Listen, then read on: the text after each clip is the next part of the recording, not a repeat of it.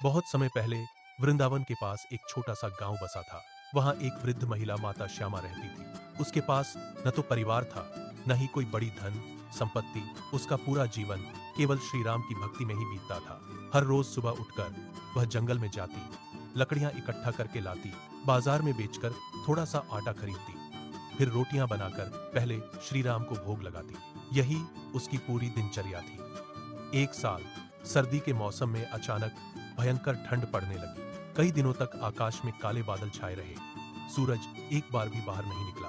हवा इतनी ठंडी थी कि हड्डियों तक कंपकंपी छा जाती थी। सभी गांव वाले अपने घरों में आग जलाकर बंद हो गए। कोई भी बाहर निकलने की हिम्मत नहीं करता था। उसी भीषण ठंड की गहरी रात में माता श्यामा अपनी छोटी सी झोपड़ी में बैठी थी। तभी दरवाजे पर हल्की सी दस्तक हुई। वह हाथों से ठंड को रगड़ते हुए उठी, दरवाजा खोला। बाहर तेज ठंडी हवा झोपड़ी में घुस आई। एक कमजोर बालक दरवाजे पर खड़ा था। पूरा शरीर ठंड से कांप रहा था। उसने कमजोर स्वर में कहा, माँ, मुझे बहुत भूख लगी है, कुछ खाने को दे दो ना। माता श्यामा के पास उस समय केवल 2 ताजी रोटियां थीं, जो वह अभी अभी श्री राम के भोग के लिए बनाई थी। वह एक पल के लिए रुकी, रोटियों की गर्मी को हाथ से महसूस किया, फिर मुस्कुराकर दोनों पूरी रोटियां बालक के हाथ में थमा दी। बालक ने धीरे धीरे रोटियां खाई। फिर उसने पूछा, माँ, क्या तुम्हें डर नहीं लगा कि आज रात तुम भूखी रह जाओगी?